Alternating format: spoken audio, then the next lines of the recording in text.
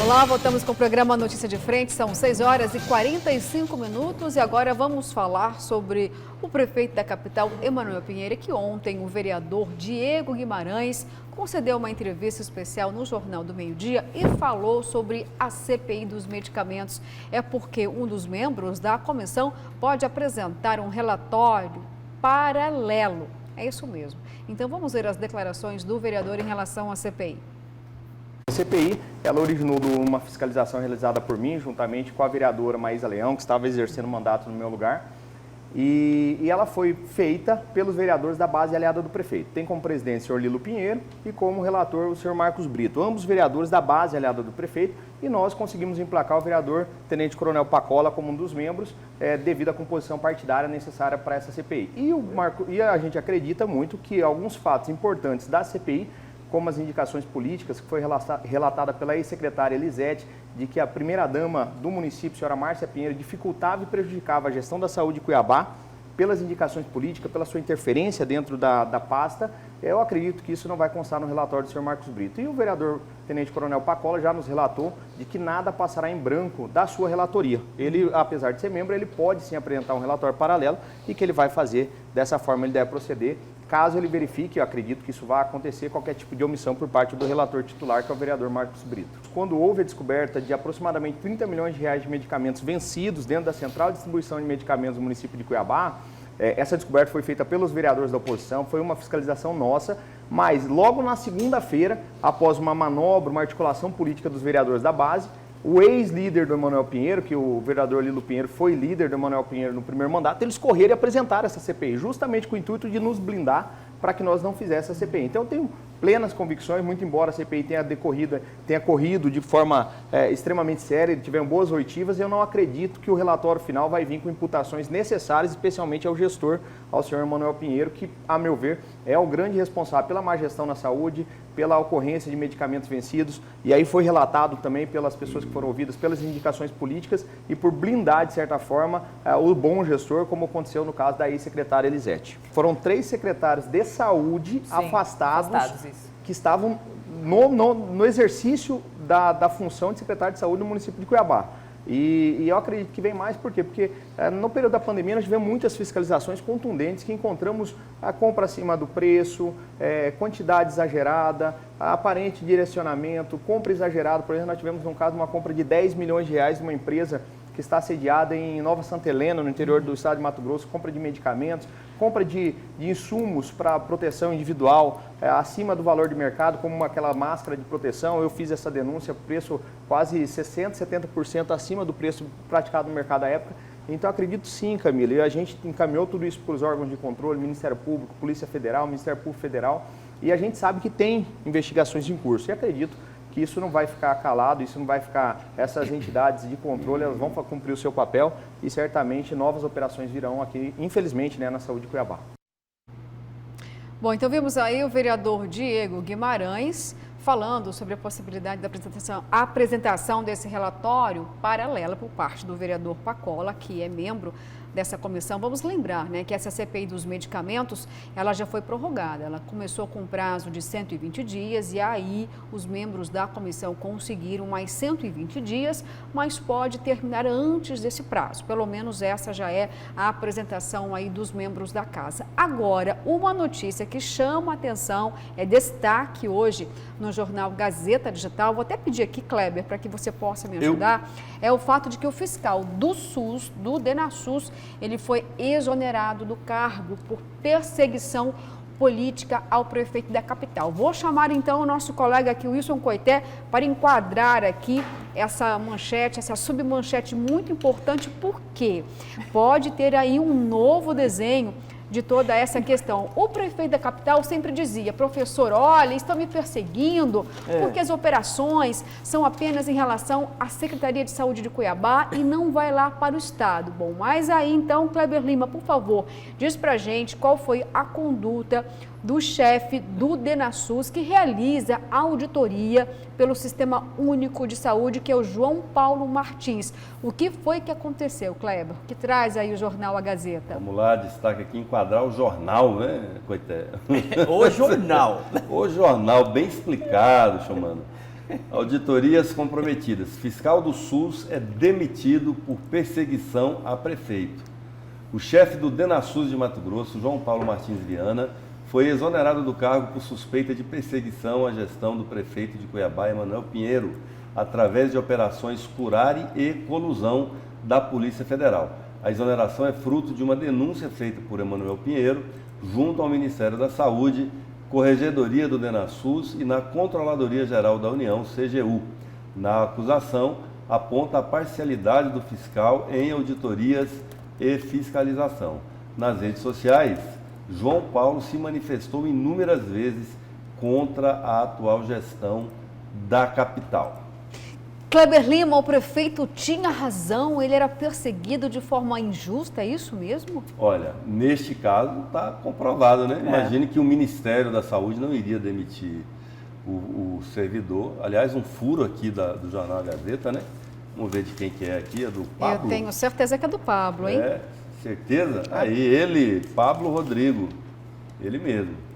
É mais um furo aqui do Pablo, do Jornal Gazeta, e não iria demitir, exonerar, eu acredito que não, né, pelo menos, até porque o Ministério da Saúde está aqui. Pois é. Né? A Prefeitura de Cuiabá, embora seja de uma capital, mas é uma capital de um estado que está aqui.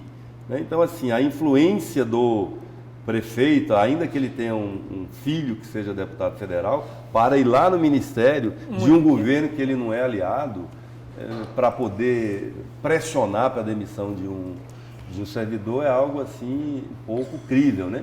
Então, pelo que tudo indica, e está aqui no Jornal Gazeta, nesse caso específico. Nesse caso ele tinha razão. E olha, era o caso em que a gente acreditava que ele menos pudesse falar em perseguição. Exatamente por ser da esfera federal.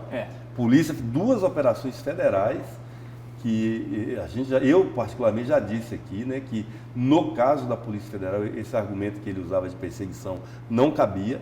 E agora ficou provado que cabia, né? Que houve aí algum tipo de interferência indevida, né, do funcionário do Ministério para provocar as operações. O que é muito grave, se isso for comprovado mesmo, ao final, quer dizer, você bota toda uma cidade, toda uma administração em xeque por causa de um mau funcionário que quer fazer uso político do cargo que ele exerce, existe uma diferença ainda. Por exemplo, os medicamentos estavam vencidos? Estavam.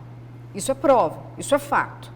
Tá? Então, isso também a gente não pode passar por cima como se não tivesse acontecido. Precisa ser investigado, se tiver que ter punição, que assim aconteça. Agora, nesse momento, a gente está falando sobre o fato de que o prefeito sempre se disse perseguido. E aí, professor, na reportagem do jornalista Pablo Rodrigo, tem algo muito importante. A demissão do chefe do DENASUS em Mato Grosso aconteceram também por 2 motivações importantes nesse contexto. O fato de que ele, o chefe do DENASUS, usava as próprias redes sociais para falar sobre o prefeito da capital, Emanuel Pinheiro. Em que sentido? Dizendo sobre os problemas da saúde e defendendo também um adversário político do prefeito da capital, Emanuel Pinheiro, que é o ex-vereador Abílio Júnior, ou seja, tem aí um viés partidário também, e isso, professor, foi um peso muito importante para poder chegar à exoneração do cargo. Eu acho que o Kleber já fez a abordagem completa, né? E você também com relação a esse caso. Aí você tem claramente um desvio de conduta, né? Com uma certa inclinação política para determinado lado, né? O que não apaga, sobretudo, a questão dos medicamentos vencidos. Vamos deixar bem claro isso, são 2 coisas bem distintas, até porque o crime, por conta de você ter 30 milhões em medicamentos vencidos, né? Aconteceu, está lá, muitas oitivas já foram implementadas, né? Ali na questão da CPI de medicamentos, o Pacola vai criar um relatório paralelo para poder dizer o que é que está acontecendo. Isso tudo a gente está na expectativa para tentar apurar aí os criminosos, aqueles que cometeram crimes de responsabilidade, e estamos aguardando para que realmente eles sejam punidos por conta disso. Ponto. Do outro lado, é uma conduta, a meu ver, completamente fora, né, uma conduta ruim por parte de um representante de uma instituição importante, né, ligada ao Ministério da Saúde, que configurou-se, de certa forma, perseguição política. Isso acende a meu ver, inclusive, Kleber, Luciano e telespectador, uma luz vermelha com relação às outras declarações, em outros casos que o próprio Emanuel Pinheiro levantou a mão e disse claramente: estou sendo perseguido. Eu estou tentando trazer aqui a questão dos delegados, né? Não sei se você se lembra, até pouco tempo atrás, né? A questão dos delegados, as declarações dos delegados, né? A colocação por parte do Emanuel Pinheiro com relação ao posicionamento do próprio Mauro Mendes, né? Dizendo que o governo o estava perseguindo. Todas as vezes que ele declarava algo positivo para Cuiabá, imediatamente o Estado já vinha com um tipo de perseguição, entre aspas. Quer dizer, tudo isso acende uma luz vermelha, se configurando de certa forma de que, em parte, pelo menos, o prefeito Emanuel Pinheiro tem razão, nesse caso específico. Vamos ver nos desdobramentos de outros, né? Que realmente é uma denúncia e é um problema gravíssimo, considerando a posição desse agente público, né? Pois é. A matéria do Pablo traz uma informação aqui sobre os medicamentos vencidos, que é o seguinte.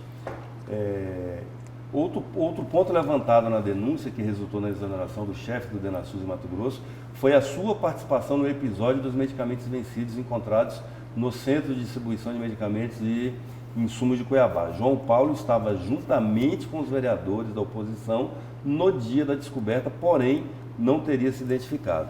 João Paulo é o rapaz. É o que foi exonerado. O exonerado. E aí também levanta aqui o seguinte, que ele não teve a mesma contumácia, a mesma diligência, a mesma atenção dos outros em relação ao governo do Estado. Está claro. Ele só olhava para a Prefeitura de Cuiabá.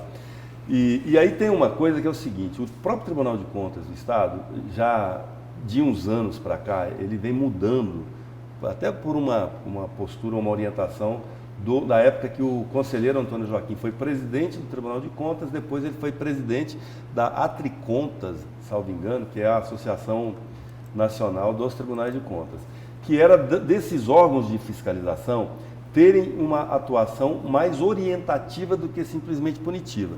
Significa o quê? Mais prevenção do que punição. Eu consegui alertar o gestor público de um erro antes que ele se consolide, porque isso evita prejuízo, você entende?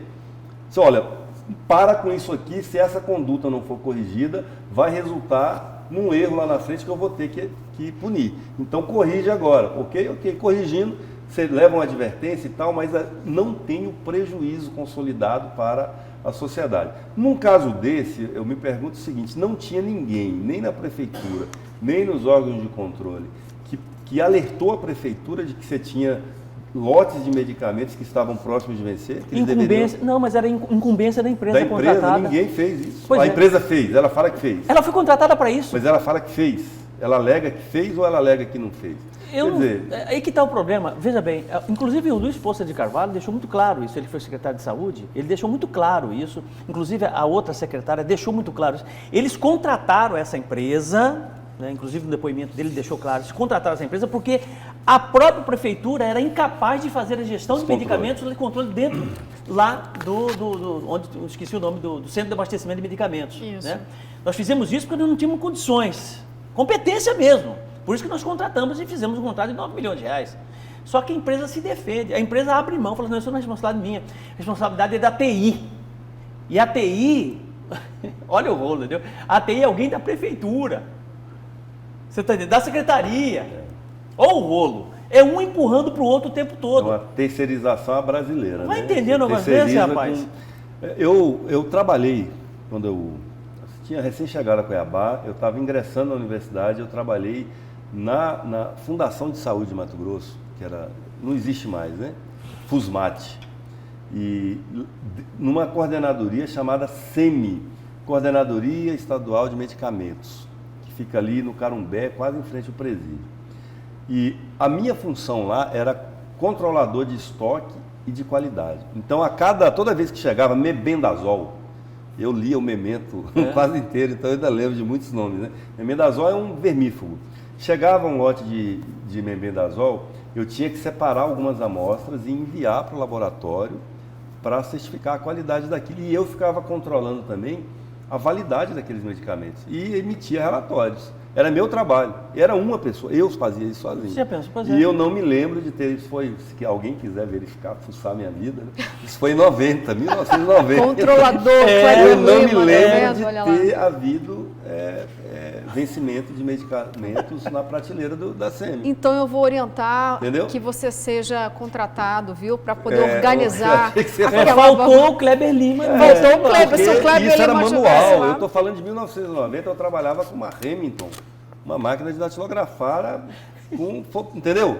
Assim, então, jeito a falha aí era simples de ser apurada, eu não precisava de 240 dias de CPI para descobrir a falha desse negócio. Era uma empresa privada. Mas era uma empresa eu precisava privada. de um Rambo, de um tenente Não precisa exatamente disso. Mas era uma empresa privada, Kleber Lima? Não, era pública. Era pública. Eu era diferença, funcionário contratado da aí. FUSMAT.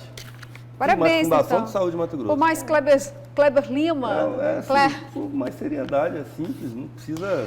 Duvalgina, Kleber, tem 3.422 No controle, na unha. Entendeu? Calculadorazinha. Qual o problema disso? Qual a dificuldade disso? Não, pois é, não tá deveria entendendo? ter, né, professor? Não, é que tem Até muito porque tem um rolo, arsenal aí no poder público, né? Não faltam Luciana, tem pessoas, muito não rolo. faltam recursos. E o fornecedor tem interesse de realmente vencer o medicamento para comprar de novo. Não é só interesse, eles fazem negociações para conseguir vender medicamentos que estão próximos do vencimento. Isso também faz parte da investigação, viu, professor? Exatamente. Agora, me chamou a atenção na entrevista do vereador Diego, primeiro que ele estava sumido, né? Aí ele aparece na televisão para falar que o outro vai fazer um relatório paralelo. Pacola vai fazer. Virou assessor do Pacola, porta-voz do Pacola, o Diego. Essa oposição de Cuiabá está batendo cabeça também, vamos eu acho que é porque o vereador Diego participou, como ele lembrou aqui, ele foi também aquele dia no centro de distribuição e ele não participa da comissão, mas ele se sente um pouco assim, pai, né, ou ele arrumou da comissão. um jeito de pegar uma carona. Uma carona, né? ele pegou uma rabeira. Essa oposição também. E falar em rabeira, sabe o que eu lembrei aqui? Do jogo ontem, gente, na Arena Pantanal, São Paulo e Cuiabá. Mas quem vai trazer todos os detalhes para a gente, novamente, é o repórter Daniel Santos, ao vivo. Conta para nós, Daniel, como é que ficou o placar e também um pouco dos bastidores aí na Arena Pantanal ontem.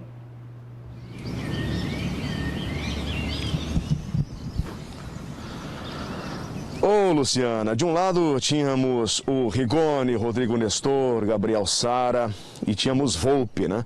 Do outro lado, o PP, Gênison, Camilo e o Max. Pois bem, o Cuiabá teve domínio de jogo sim, o Cuiabá teve mais intensidade, levou certa pressão a partir dos 20 minutos do primeiro tempo de jogo, terminou o primeiro tempo sendo um pouco pressionado pelo São Paulo, tivemos chances de ambos os lados, mas a partir do segundo tempo o Cuiabá permaneceu mais de 15 minutos em cima do São Paulo. E quem salvou o São Paulo aqui na Arena Pantanal de uma derrota, e seria por 2, 3, foi o Volpe, foi o goleirão do São Paulo que decidiu jogar a bola, desencantou, adquiriu confiança novamente, justo aqui na Arena Pantanal. Resultado 0-0, 13 mil torcedores acompanhando aqui o jogo.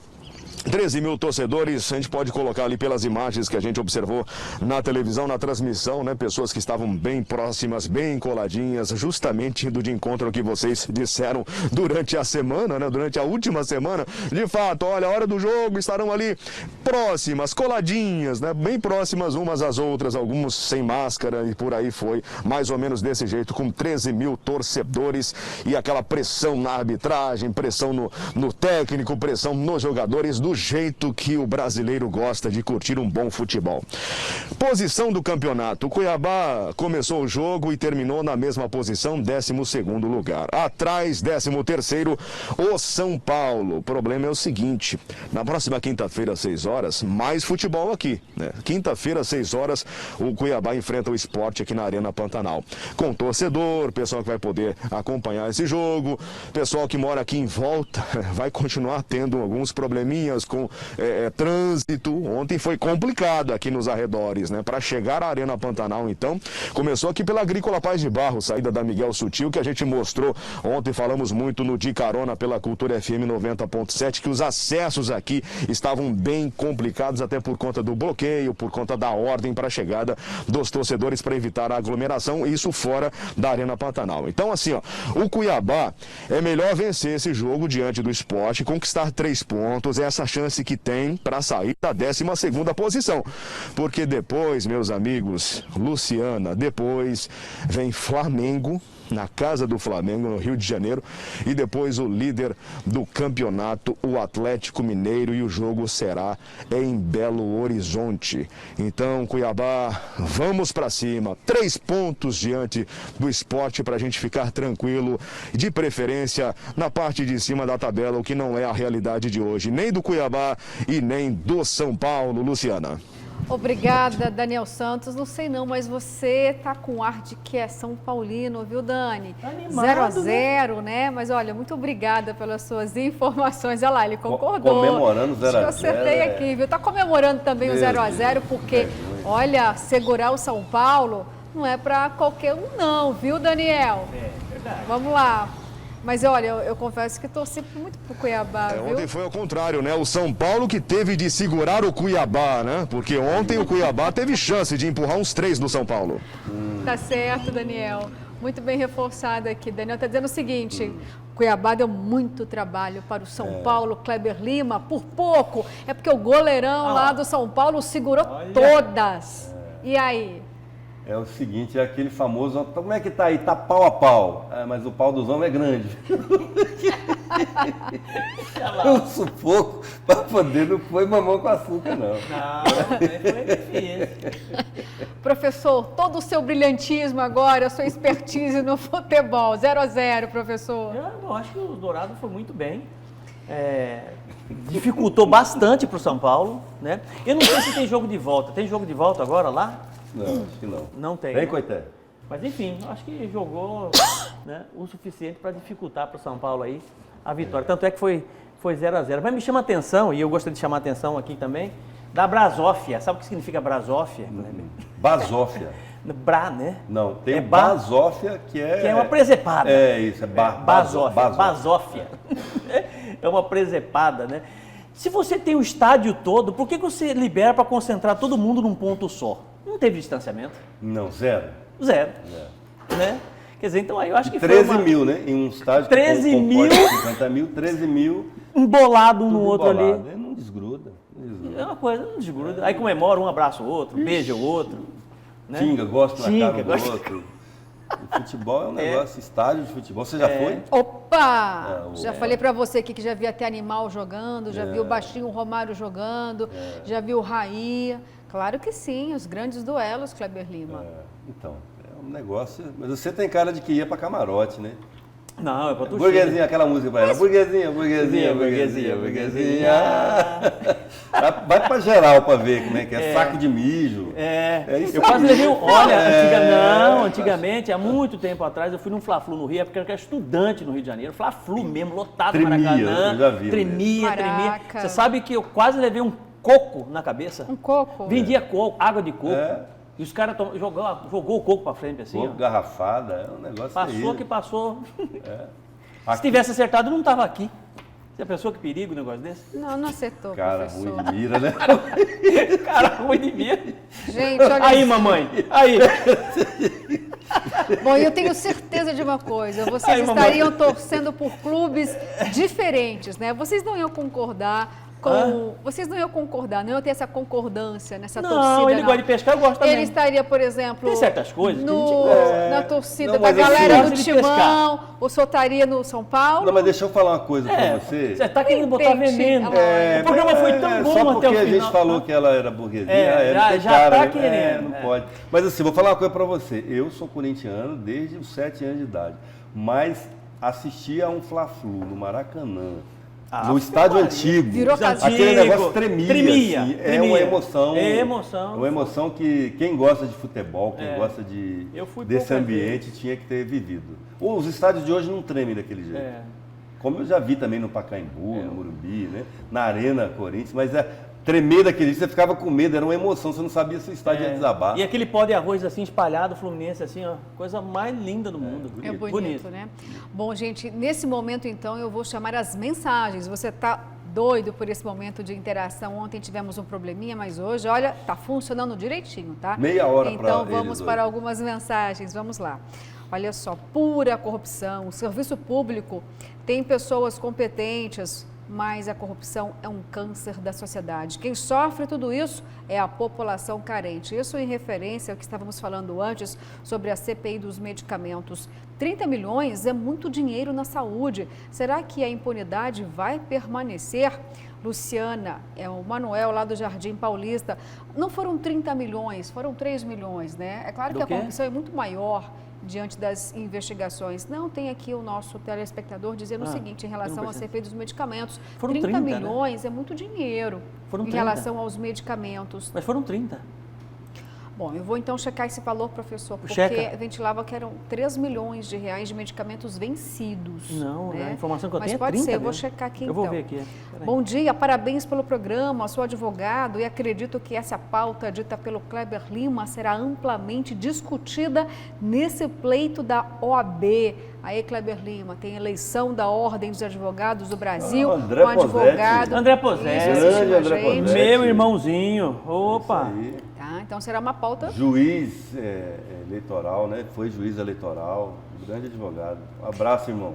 Olha que bacana, gente, essa mensagem. Bom dia, bancada. Falando em profissões que acabou, eu gostaria de falar da minha. Fui dono de banca de revista durante 20 anos. Praticamente não tem mais jornaleiros aqui em Cuiabá. Hoje trabalho como porteiro. Gente, quem não corria para uma banca de revista? Eu, desde criança, adorava leitura, revistas. Comprar figurinhas, gibi. Eu ficava 2 horas. Eu queria levar a banca inteira, então eu ficava lá perturbando, lendo a manchete. Aí eu ouvia assim, ó, ei menina, não pode ficar lendo não. A frustração do Haroldo é que a Playboy vinha num saquinho plástico, não podia folhear. É verdade. Não podia folhear a Playboy. Aqui, ó, 30 milhões mesmo. São 30 milhões, obrigada. Então. São tantos milhões que a gente acaba se confundindo, professor. Dilemário Alencar mandou. 30 milhões, é isso aí. Vencidos, Professor, tem uma bronquinha aqui para o senhor, uma mensagem, eu vou ler, olha só. Bom dia, bancada. Concordo com o professor Haroldo, mas fica parecendo que ele só é contra o judiciário porque está investigando o presidente.